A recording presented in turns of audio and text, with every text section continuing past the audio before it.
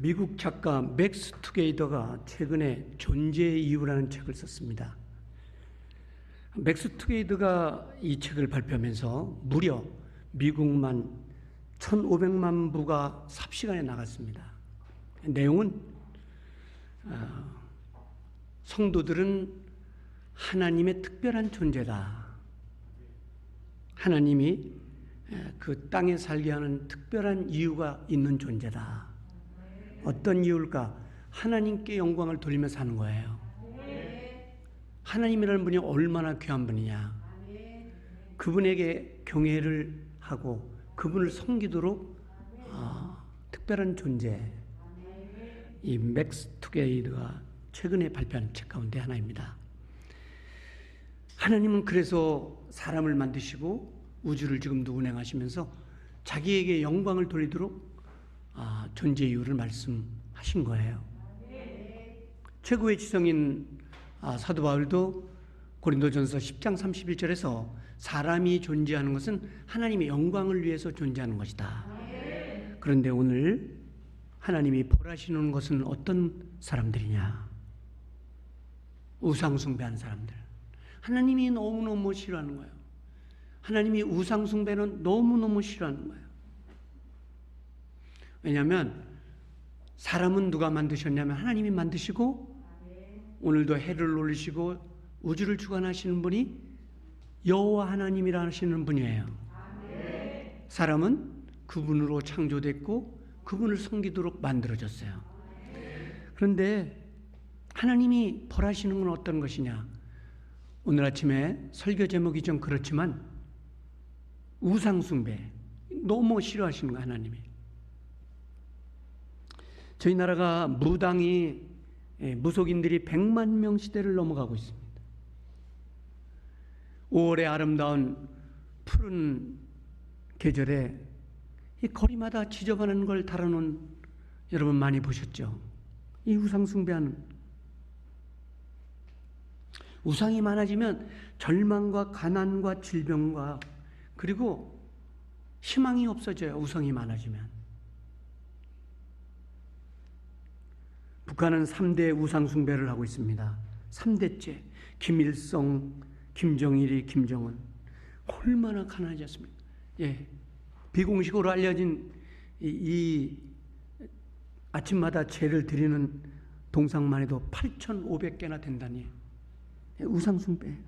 출애굽기 20장 3절에서 4절을 보면 너는 나 외에 다른 신을 섬기지 말라.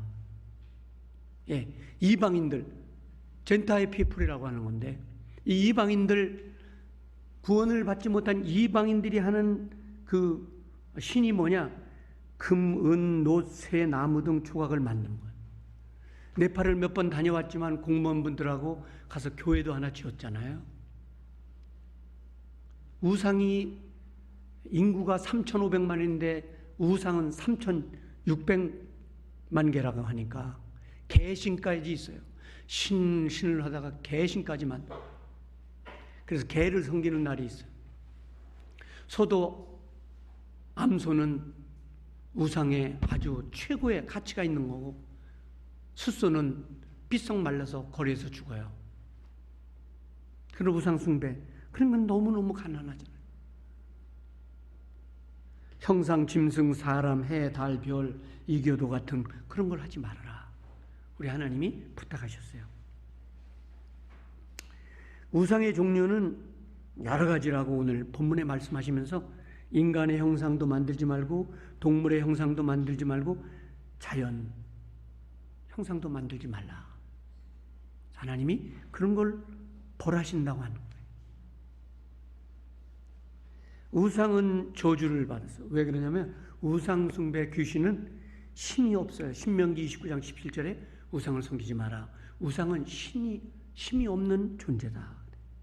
그리고 고린도전서 10장 7절에 보면 파멸로 인도하고 그리고 무엇보다도 고린도전서 6장 9절에 보면 이것은 귀신의 지배를 받는다고 그랬어요. 오늘 나사는 예수 그리스도의 이름으로 이런 하나님 외에 다른 신을 섬기는 악한 사단의 세력을 물리쳐 주시기를 원합니다. 오늘 저희들이 믿는 신은 유일신 하나님이세요.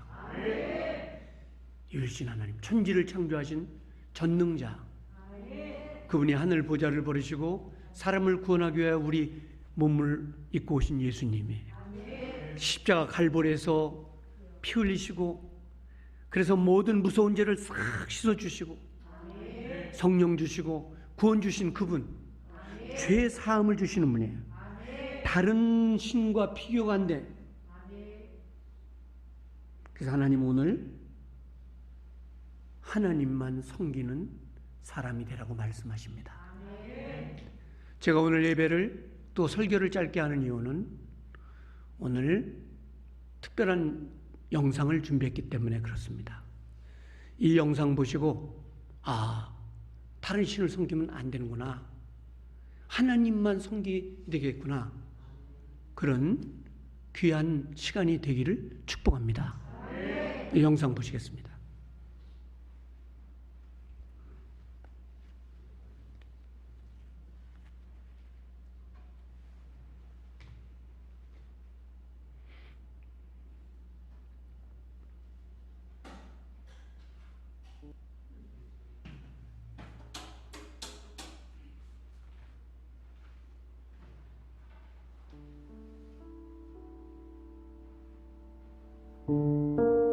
김진규 목사님은 경상북도 영덕군에서 3남 4녀 중 2남으로 태어났습니다.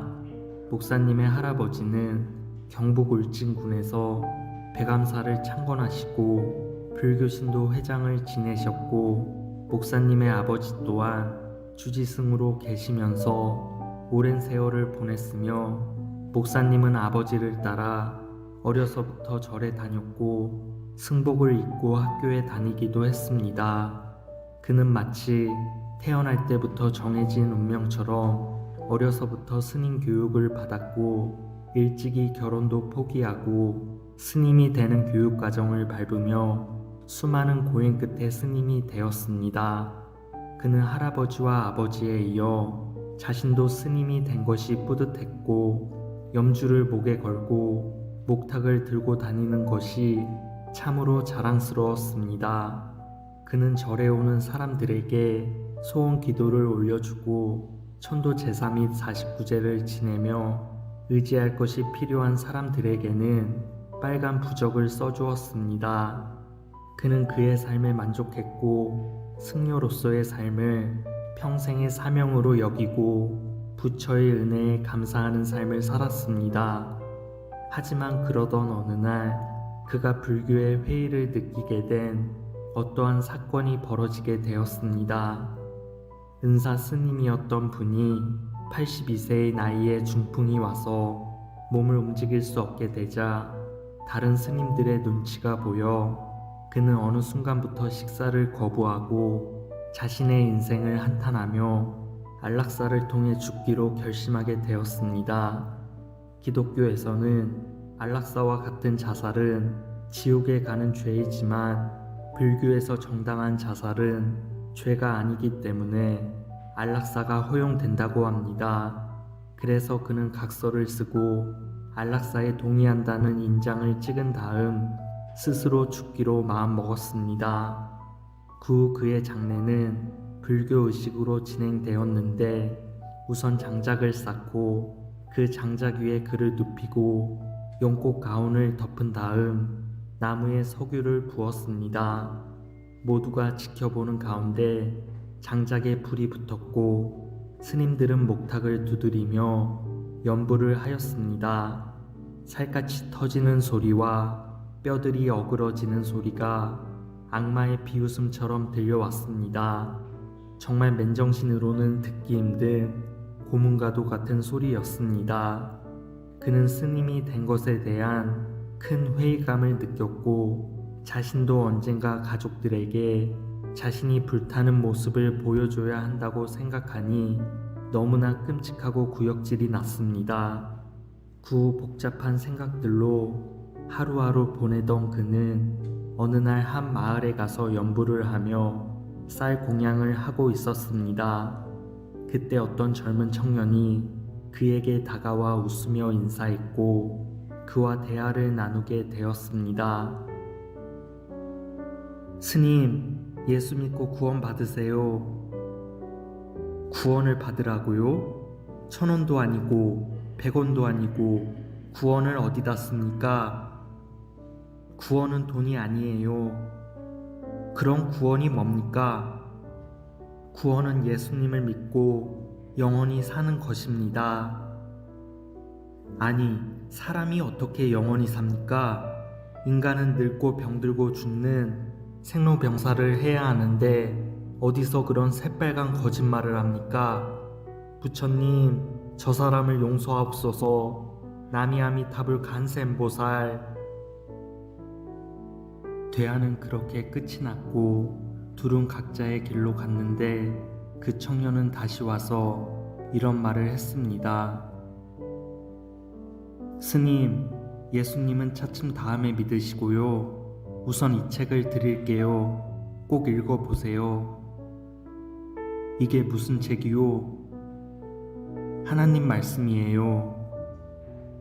아니, 불경도 읽기 바쁜데 스님한테 하나님 말씀을 보라고요? 당신이나 많이 보쇼. 나미아미타불 관세음보살. 그런데 그 청년은 포기하지 않고 성경책을 억지로 그의 주머니 속에 집어넣고 도망치듯 자리를 떴습니다. 그리고 그때부터 기적같은 일들이 벌어지기 시작했습니다. 절간에 돌아와 주머니 속 책을 보니 신약 성경이라 적혀 있었는데 그는 그 안에 자신이 찾고 있는 참된 진리가 있을 것만 같은 그런 마음이 강하게 일기 시작했고 무엇에 홀려버린 듯 책을 펴서 그때부터 성경을 읽기 시작했습니다. 그 후로 그는 혼자 있을 때마다 몰래 성경을 읽었는데 그렇게 6번이나 완독하게 되었습니다. 그리고 그는 이런 생각이 들었습니다. 불교의 석가모니는 80세에 죽었는데 기독교의 예수님은 죽음에서 살아나셨구나. 불교는 죽은 자를 숭배하는 것이고 기독교는 살아계신 분을 믿는 것이구나. 기독교는 주인공이 살아있는 종교이구나. 이제부터 예수 그리스도를 믿어야겠다. 하지만 당장 승려복을 벗는다는 것은 쉬운 일이 아니었습니다. 승복을 벗으면 가족 모두를 배신하는 일이었기 때문에 가족을 떠나야 했고 또한 평생 스님으로 살아왔기에 스님이 아니면 먹고 사는 것도 막막했습니다. 그러던 어느 날 이런 성경 말씀이 머릿속에 맴돌았습니다. 수고하고 무거운 짐진 자들아, 다 내게로 오라. 내가 너희를 쉬게 하리라.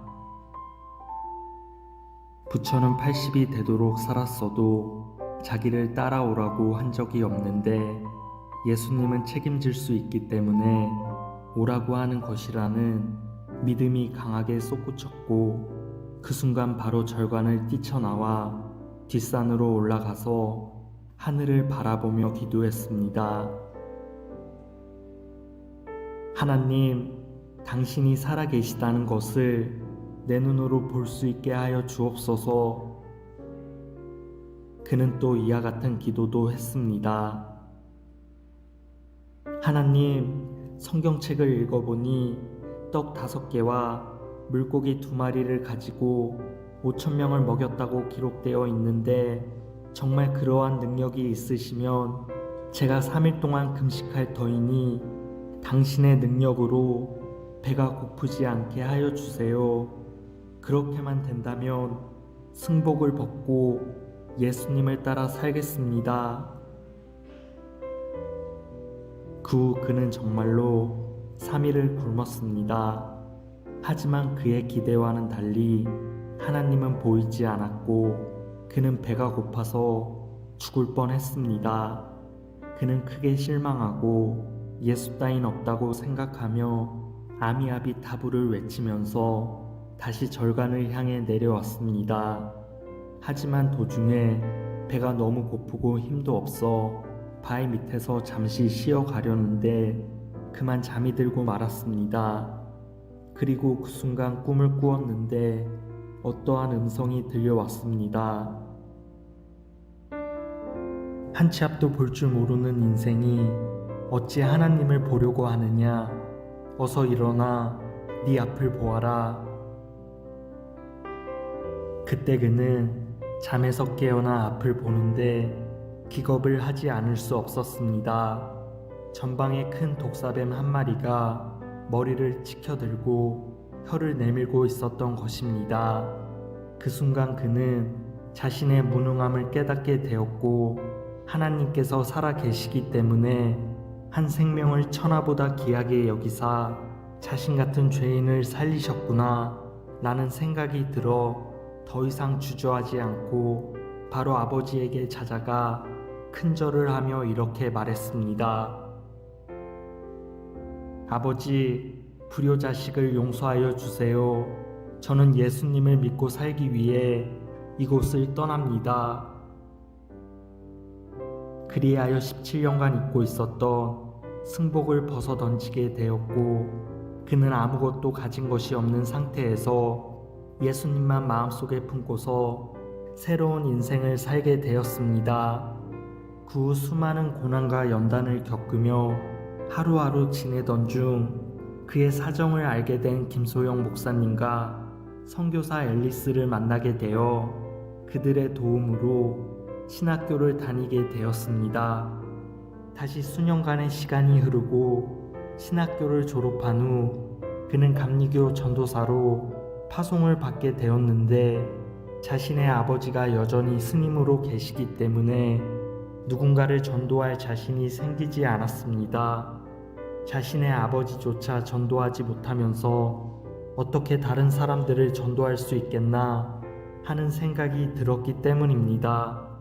그래서 그는 그때부터 하나님께 고민을 이야기하고 간절히 기도하기 시작했습니다. 주님, 17년 동안 승려 생활을 하던 나를 주님이 변화시켰습니다. 사람의 능력으로는 할 수 없을지라도 주님은 능치 못하심이 없으시니 나의 아버지도 변화시켜 전도하여 주옵시고 그 후 제가 목회할 수 있도록 은혜를 베풀어 주세요. 이와 같은 간절한 기도를 드리고 그는 마음을 단단히 먹은 채 아버지의 절간으로 향했습니다. 아버지는 그를 보자 불효자식이 뭐하러 왔냐며 돌아보지도 않고 인사도 받지 않았습니다. 그는 포기하지 않고 아버지가 주무시는 방에 들어가 매일 밤 무릎을 꿇고 4개월간 아버지에게 매달렸습니다. 그리고 아버지께 이렇게 말했습니다. 아버지, 타종교는 다 죽은 후에 효도를 하지만 기독교는 살아있을 때 효도를 해야 합니다. 그래서 이 불효자식이 아버지께 왔습니다. 그러자 아버지는 아들을 바라보며 이렇게 말했습니다. 너를 다시 돌아오게 하는 거 보니 기독교가 괜찮은 종교인가 보다. 인생이 늙어지면 다 헛것이요 나이가 많으면 자식 따라 사는 법이다. 내 인생은 이미 끝이 났으나 너의 인생은 이제 시작이니 나도 앞으로 너를 따라 예수를 믿겠다. 기적 같은 일이 아닐 수 없었습니다. 김진규 목사님은 그날 주님의 무한한 능력과 한없는 은혜에 너무나 감사했고 아버지가 자신을 용서해 준 것도 모자라 앞으로 자신을 따라 예수님을 믿겠다고 하니 너무 기쁘고 감격하여 밤이 새도록 잠도 자지 않고 찬송을 부르며 기도를 드렸습니다. 목사님의 아버지는 한평생 지니고 계시던 승복과 염주와 목탁을 모두 불에 태워 버렸고 아들을 따라 교회에 갔습니다. 그리고 자신이 소유하고 있던 절간 1월사를 철거하고 초등학교 졸업생 35명을 모아서 절터 위에 학교를 세워 형편이 어려워 학교에 가지 못하는 아이들에게 학문과 신앙 지도를 하였습니다. 조건 없는 사랑에 감동한 아이들은 저절로 예수님을 믿게 되었고 그들의 가족들도 모두 교회에 다니게 되는 놀라운 일들이 일어났습니다. 구우 목사님은 전국에 있는 승려들과 불교 신도들에게 구원을 얻게 함을 자신의 사명으로 여기고 그들을 전도하기 위해 혼신의 힘을 다했습니다. 그들에게 복음을 전하는 과정에서 불교계의 끝없는 시비와 고발 사건 등을 경험했고 수많은 핍박과 깡패들의 협박을 받기도 했습니다. 하지만 그는 그의 사명을 포기할 수 없었고 모든 일을 주님께 의지하며 자신의 일을 해나갔습니다. 그로 인해 지금까지 그를 따라 승려와 보살 87명이 기독교로 개종하게 되는 놀라운 기적이 일어났고 김진규 목사님은 항상 이것이 끝이 아니라고 말하며 주님을 만나는 그날까지 자신의 사명인 복음을 증거하는 일을 끝까지 해나갈 것이라 다짐하고 다짐했습니다.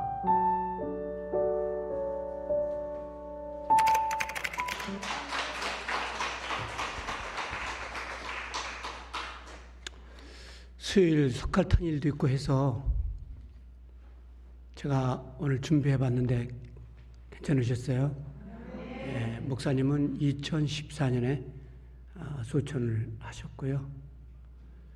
한때 대한민국을 뜨겁게 달구던 귀한 전도자의 사명을 사시게 됐는데 불교는 구원이 있다 없다?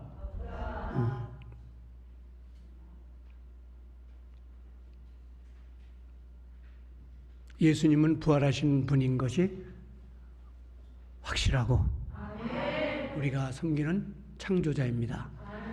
오늘 귀한 본문 말씀처럼